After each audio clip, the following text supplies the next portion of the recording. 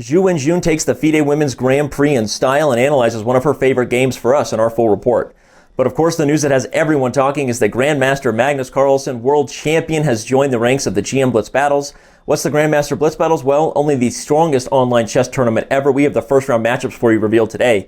And of course, as if you couldn't be any more excited, it's that time of the month, best and worst time. We take a look back at February. Is there anything you'd rather be doing than watching ChessCenter right now? We don't think so. Let's go.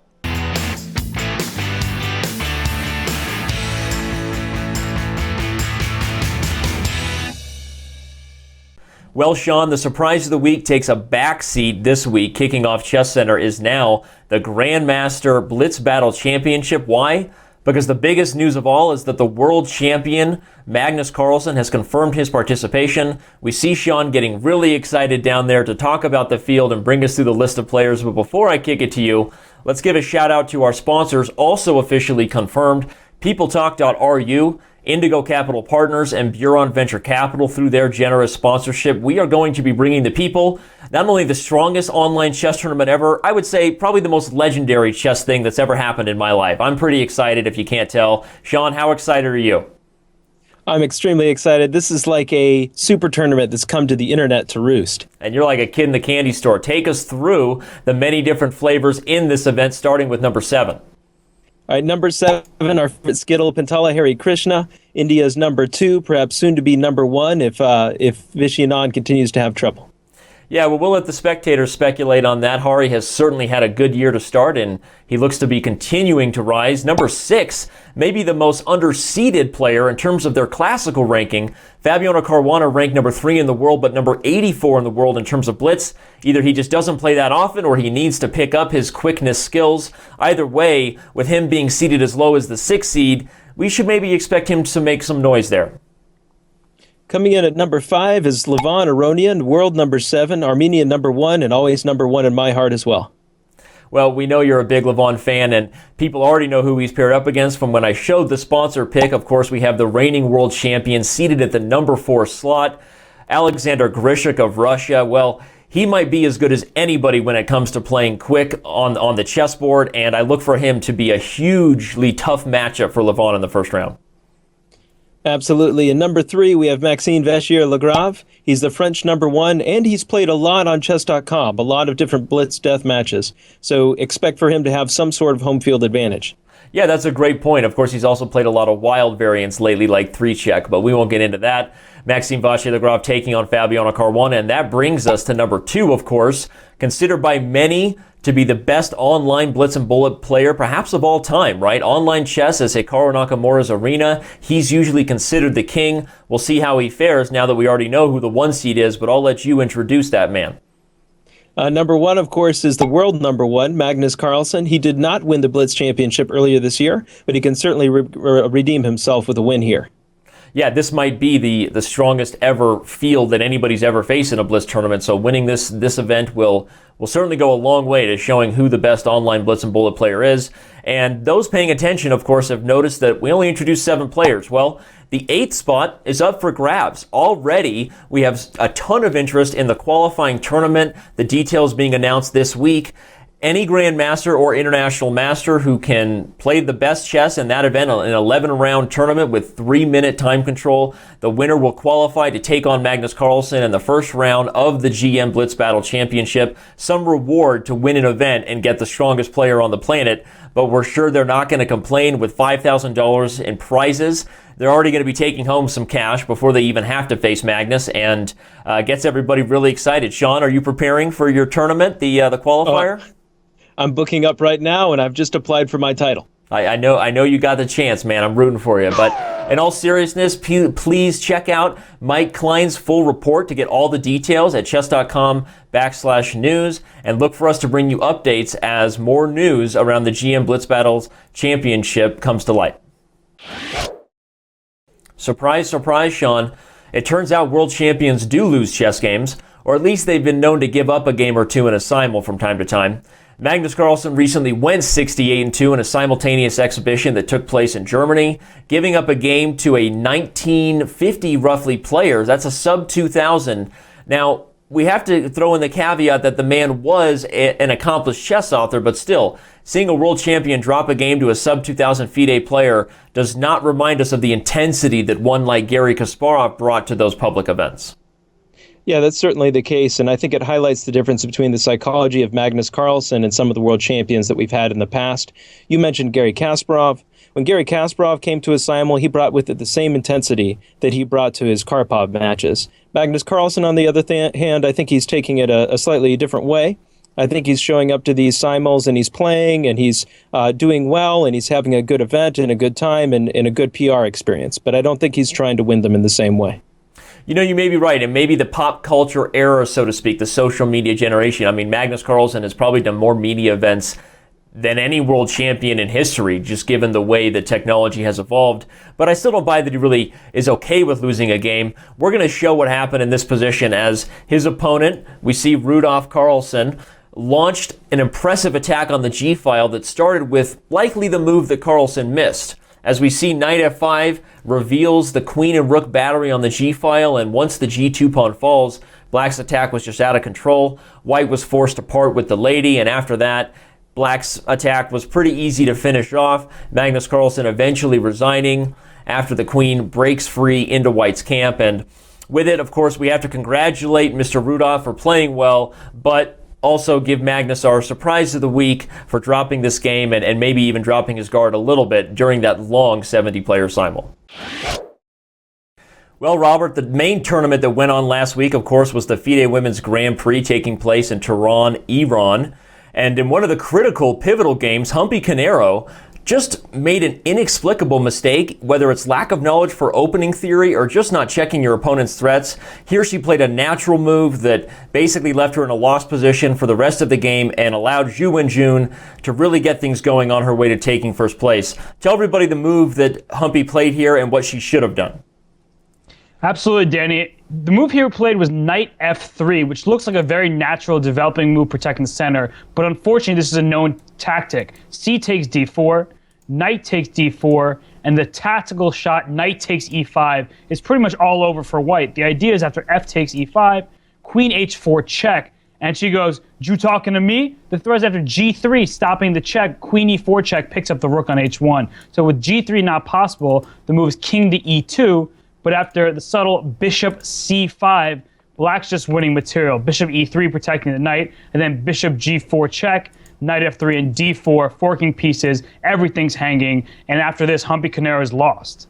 And that may seem a little bit complex to those who don't know the trap, but as Robert said, the main point is that it's well-known theory. Both a3, probably the most common and considered best move here, and bishop to e3 are both possibilities to defend White's center that hold things together tactically. So if you're playing a sharp opening at the FIDE Women's Grand Prix, you need to know these opening traps, and as tricky as this may seem, it's really just all force business, and Humpy almost could have resigned right here, and for that, we give her the blunder of the week. Well, Sean, the social discussion this week was all about an interesting trailer, is that the right word? To come out about the August Club. An experiment was done in a small town in India where they placed some addictive personalities in an environment without access to alcohol, but rather chess. And the idea was that the addictive personalities began devoting themselves to a game full of stimulations of critical thinking and other things that would be good for the addictive personality. But this trailer doesn't necessarily reveal that, does it? No, the trailer is very interesting, and I think it makes chess look very exciting and very attractive, but I don't know that it has anything to do with not drinking. Well, maybe everyone that's their can check out Mike's full report, that being FIDE Master Mike Klein, and his other news reports where he gathers all these fun little stories like this. But Sean and I are going to check out this trailer and maybe provide a little commentary. As I click play right now, we zoom into the chessboard as things go along. What's going on here, Sean? It's mysterious. Oh, that is a very pretty chessboard. Oh, yeah. There's tension in the center, there's tension on the flank. It's all about the tension, right? And we have female and male hands. You notice that? Oh, here we go. Oh, that knight was... Hi. Oh, that's my girlfriend. What's your girlfriend doing on the video, buddy? I have no idea. It's very interesting. Well, I have two observations from this, Sean. One, what in the world does that trailer have anything to do with the whole write-up and premise of the movie, right? Fighting addiction and chess versus alcoholism. That's the first question. And number two, why is it that every chess trailer has to show one capture after another? Is taking pieces the only exciting thing that happens in chess? Yeah, no, I think a more exciting movie would be maybe Magnus Carlsen getting angry, or someone getting up from the board or yelling at an arbiter, which we've seen in the past. But, taking pieces, that's part of the game. Okay. Well, flowing with her hair flowing in the wind, I think you should talk to your girlfriend about what she's doing in that trailer. And either way, we eagerly await more information about the August Club, supposedly involving chess and its help to fight addiction. Well, with so many major chess stories happening in the world right now, we asked FIDE Master Mike Klein if he could combine all that's happening into one news segment for us. And Mike, I think you found a way to do that. Yeah, we'll be like James and the Giant Peach. As the chess news rolls down the hill, it just gets bigger and bigger.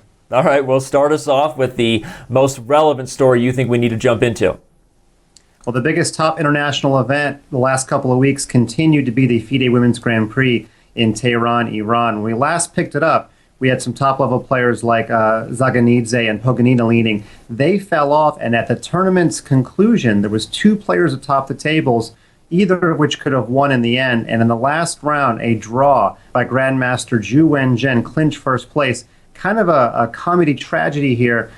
International Master Sarah, and I'm going to pause on the last name, Kadamal Sharia. She's a friend of mine, so I hope she doesn't mind. She was able to catch up with a draw. She was that other player trying to catch Zhu Wenzhen, but she resigned in a drawn position. And this has happened many times in chess history before, but particularly poignant when it costs you such a big tournament title. So she falls a half point off the pace. Now, I said it was a tragicomedy. The comedy is that she'd already clinched a Grandmaster norm even before that round, so she still leaves with that to her credit. And she was the hometown player, so very good news for 18-year-old. We're just going to call her Sarah.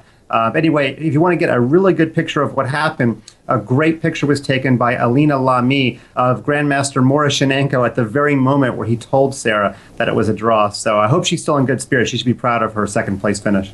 Yeah, GM Norm is not a bad consolation prize. Unfortunately, she pulled a Svidler, I guess, but moving on, let's talk about the continuous scheduling conflicts, unfortunately, by the major chess events, that the ones that are supposed to all be working together so that all the best players can travel the world. Unfortunately, it's not happening. The Olympiad conflicted directly with the Sinkfield Cup, but it looks like it's working itself out, right?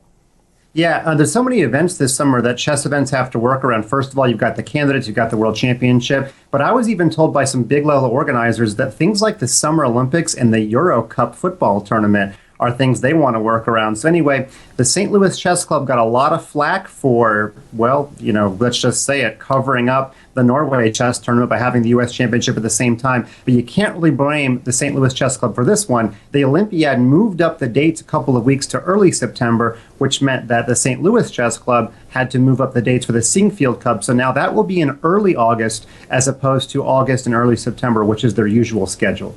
Well, I guess the most important thing is that it is being worked out. Speaking of things getting worked out, the official website for the World Chess Championship finally launched. Mike, I know it's just a website, but I got so excited I scrolled through looking for a date, looking for a location to be announced. It wasn't there, but are you hearing anything about where the World Championship is going to take place? I did the same, Danny. I thought the launch of the website would finally lay to bed this long-lost issue of where it's going to be. Chess.com has learned some unconfirmed reports of where it will be, but we can't get anyone on record. I've even gotten Ilya Morenzin, the owner of Aegon, to act like a politician and demur when I ask him the direct question. So I think it's going to come any day now. I wouldn't be surprised if the lag between this recording and ChessCenter going live was the moment it happened. So I would expect it to come the next week. They can't drag their feet much longer if they want to get this thing publicized. Well, interesting. Hopefully Morenzin delivers the good news, as you said, soon, and he is doing a great job being a politician. Let's hope it's because he's got a lot of potential deals in the works. Speaking of deals that were in the works, and it is finalized, we at Chess.com will be hosting the strongest online chess event ever. Sean and I, of course, have already revealed the field and the pairings, but Mike, you wrote the full news report and broke the news that Magnus Carlsen was playing. Please tell us everything you can about this event and get people as excited as they can possibly be if they're not already.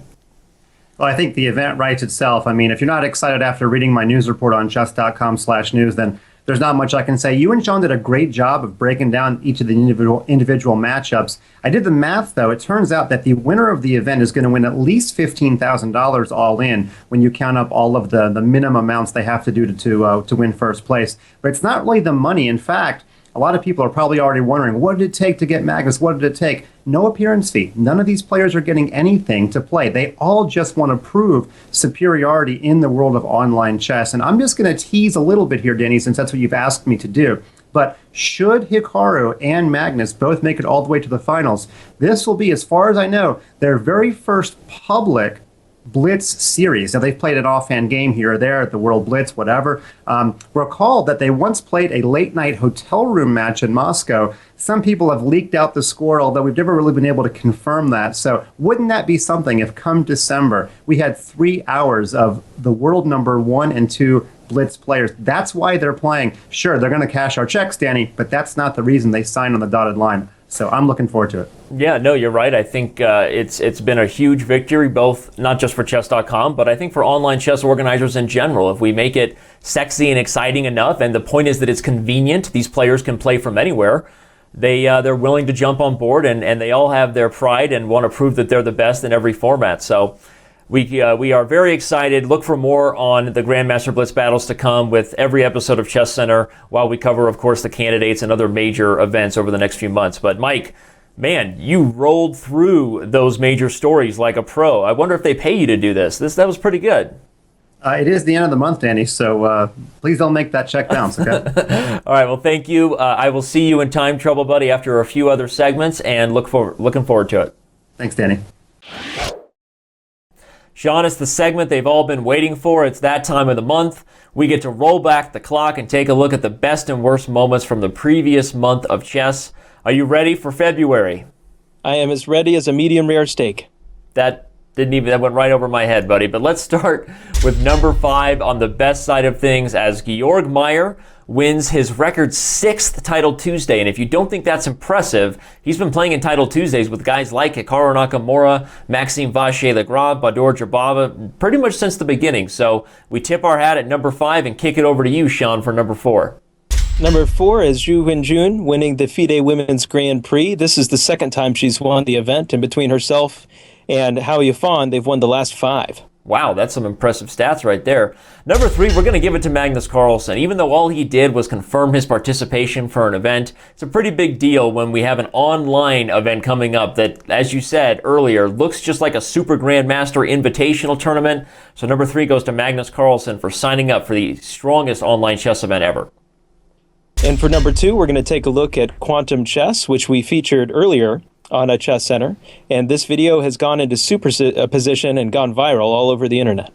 It sure has, and I'm not sure I even understand superposition at this point, but I'll call Keanu Reeves and maybe he can explain it to me. Number 1 is going to go to Hikaru Nakamura because he's the only top grandmaster who, by our count, won 2 events in the month of February. That is, of course, the Gibraltar Tradewise Chess Festival, which came to an end right at the beginning of February, and then he went on to win the Zurich Chess Challenge. So Hikaru Nakamura had about as good of a February as anybody on the planet. For that, he takes our top spot in this month's Best Moments review. Well, with the good must always come the bad, but at this point the people know it's coming anyway. We might as well just jump right into the worst moments of February. You with me? Yeah, give me the worst, Danny. Misery loves company, so I'm glad you're by my side. Number 5 goes to the world champion for dropping a game in a simul. 70 players or not, you're the world champion, bro, and he wasn't even rated 2,000 FIDE. You get our number 5 worst moment of February.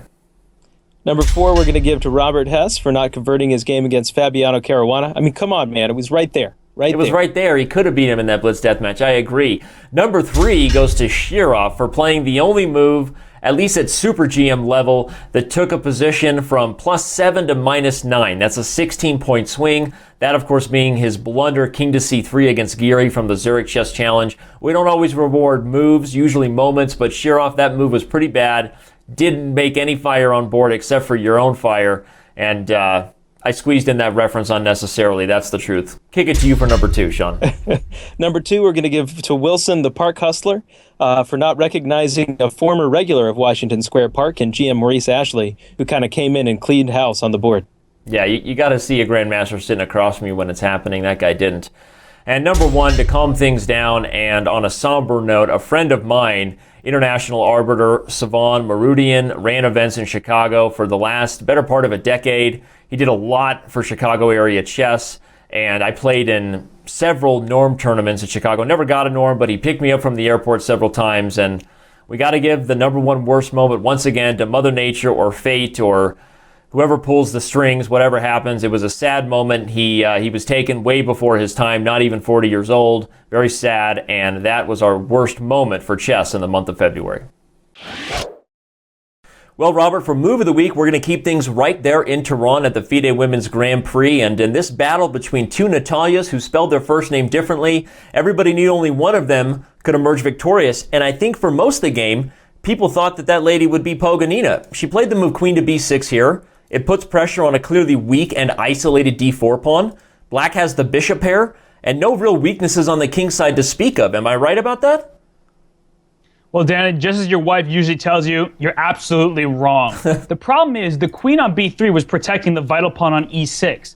That seems out of the blue, but that tactical shot knight takes g6 was played here. And the key is after h takes g6, queen to e5, threatening mate on h8, forcing f6 to blunt the diagonal. And after queen takes e6 check, black is totally lost. So after knight takes g6, Poganina was forced to go f takes g6, but once again, queen takes e6 check. If king to f8, just rook takes h7, comes crashing through with a decisive edge. And so instead, after queen e6 check, bishop f7, queen takes e7. You can scoop up that isolated pawn with rook takes d4 as was played in the game, but after queen h4, white is up material, has a decisive attack, and it was just lost for Poganina, as Zhukova is the one who became victorious. Well, fitting. In a game between 2 female chess players, my wife gets to be right and get her first mention on ChessCenter, so I accept it. I am wrong. I bow down, Robert. And you know what the lesson I think is here? Being aware of the weaknesses on the king side in any isolated queen-pawn scenario. Even without the bishops on the board, we notice that these diagonals can still be particularly dangerous because of the tactic here that Zhukova played. And for her brilliance, we give her the Move of the Week. Well, Robert, the event that everyone has been looking ahead to for some time and gets set this week is the Women's World Championship match. A 10-round battle taking place from March 1st to March 18th will feature Ukraine's Maria Muzychuk versus China's Hou Yifan. And Robert, in a match between 2 players where one side comes in as the heavy favorite, at least on paper and by rating, how do you prepare yourself as the underdog? And what are some of the steps that you think Maria might have taken to be ready to play a player of Hou Yifan's caliber? Well, you have to be extremely well prepared, and to Muzychuk's credit, she played in the Ukraine's men's final in December, and none of those games were released. So she has the upper hand in the sense that all of Hou Yifan's games are out there, so she can prepare all she wants with her team of seconds, whereas Hou Yifan might struggle to anticipate what Maria Muzychuk will play. Moreover, I think Muzychuk is a great fighter. In addition to being well prepared, she does not give up ever, and that will really bode well in her favor if at a critical moment she has nerves of steel and is able to counteract Hou Yifan's prowess in the middle game. And I think the fact that the match is in Lviv, Ukraine, definitely is in Muzychuk's favor because the home field advantage is a very real thing. You have to get accustomed to the food, the weather, and all those sorts of things for Hou Yifan, which might not be so easy to overcome. Yeah, you touch on an interesting point, of course, with that controversial game hidden Where's Waldo when it came to Maria Muzychuk's games from the men's Ukrainian championship back in December. But I think Maria might need all the help she can get. Of course, she has a record of only a half point against Hou Yifan, 2.5 in the classical games they've played. So whatever she can pull out of the bag, lay all the cards on the table, maybe a new opening repertoire we might see. Certainly because we're not sure what happened in those games. It might be really telling once the games do kick off. Everyone can follow the event at the official website. And Robert, we will have updates in next week's Chess Center. Thank you for your look ahead and expert opinions. We'll see you next week. It's everyone's least favorite part of the show, Mike. Time for us to say goodbye, but not before we run through some exciting and slightly controversial topics as usual. It's time trouble. You ready? We shall live down to that praise. All right. Well, the first question is about an Oscar ad that just ran on Sunday, of course, at the 88th Academy Awards when Justice Williams, young chess player, was featured in a Cadillac commercial. Mike, why feature a kid who can't even drive in New York yet? Good question. Yeah, the Oscars got a lot of flack this year for not having any black nominees in the major categories. It might have been a makeup to that, but you know what? He's a fine young man. He's deserving. So good job, Cadillac, and good job, Justice. Now, in a recent Carlsen interview with a German newspaper, he said the purpose of chess is to make the world a smarter place. You agree with his comments? Well, why not, right? I don't know that it's the ultimate purpose of chess, but I think it has the ability to. I would agree that all world leaders should be required to learn the game and not just the basics. Now, Agreed. Judith Polgar recently did a TEDx conference in Canada. Is this something we should be looking for more great chess players to do? Kasparov, Polgar, greats of the past, to really lecture on the benefits of chess, both in the schools and for people as they get older. Yes, and TEDx has the ears of a lot of smart people. I once watched a TEDx about how to dry your hands with a paper towel. Now, if that can be a TED conference, I'm sure chess can too. In a recent Steve Harvey show with Hillary Clinton, the game was to pick the real Irina Krush. Can you think of a weirder assemblage of three personalities? Hillary Clinton, Steve Harvey, Irina Krush. I plead the fifth on answering that question, but still really exciting and fun for Irina. Now, David Braunstein, the great author of the book that I think I see right behind you, Mike, one of my favorites of all time, Zurich Chess International, 1953. He was just inducted into the Hall of Fame. I have to say, what the bleep took so long? Yeah, in my chess.com/news article, a lot of commenters want to know the same, but here's my point. Hall of Fame has only been in existence for 15 years. Modern chess began 200 years ago. It takes a while to get all those guys in, unless you want an induction class of 50 people, Danny. Yep. Now, finally, Gatakomsky won Capella Grand. Is he going to be a dark horse for the U.S. Championship once you get past the big three of Nakamura, So, and Caruana? You know, it's hard to believe that one of those three won't win it, but why not? He's got more experience than Caruana and So in it. I think he's still got some tricks in the bag, and if he can win maybe just one or two games against those guys, I wouldn't be surprised if he's there toward the end. Can't wait for that tournament. Can't wait to take a break from what has been an exciting Chess Center. Mike, appreciate you joining us, and we will see you next week. Thanks, Danny. See you then.